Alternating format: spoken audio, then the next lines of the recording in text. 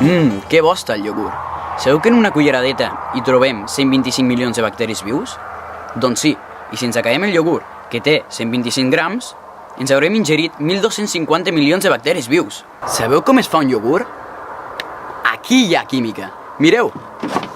El iogurt es fabrica a partir de la llet, on inocularem uns ferments làctics, els bacteris Lactobacillus bulgaricus i l'Streptococcus thermophilus. Com tots sabeu, la llet està formada per aigua, un sucre, la lactosa i la proteïna, la caseïna. Els nostres bacteris digeriran la lactosa en àcid làctic i en àcids grassos de cadena curta. Aquests àcids aportaran un sabor característic i disminuiran el pH del medi. En aquest medi, la caseïna precipitarà donant lloc a un producte viscós i cremós, el iogurt. I d'on trobarem els bacteris? Doncs, si hem dit que en un iogurt hi ha bacteris vius, agafarem una cullereta de iogurt i la introduirem dins la llet que vulguem transformar en iogurt. Per cert, la llet haurà d'estar a 45 graus durant 10 hores. I ara, què tal si ens mengem una poma? Aquí hi ha química també. Seguiu-me!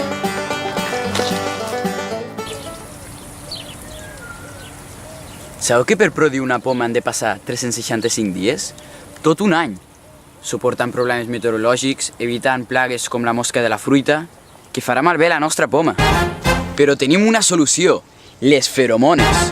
Molècules senzilles, de pes molecular baix, derivades dels terpens i molt volàtils. Les feromones s'utilitzen al camp posant-les dintre d'aquestes casetes trampa, per atraure els mascles de mosca pensant-se que aquí hi haurà femelles i quan arriben aquí, gràcies a una substància empegalosa, es quedaran enganxades i per tant moriran. Aquest mètode es coneix per captura massiva, que disminueix la població de les mosques i ajuda a reduir també la utilització d'insecticides. És que estem envoltats de química! Sabeu què és això? Fem estièrcol, vulgarment dit, caca de vaca. Mitjançant el compostatge, que és un procés bioquímic en condicions aeròbies amb presència d'oxigen, transformem aquesta matèria orgànica en compostos inorgànics més estables, de carboni i nitrogen. El producte resultant es diu compost, que s'utilitzarà per adobar o fertilitzar els camps de cultiu.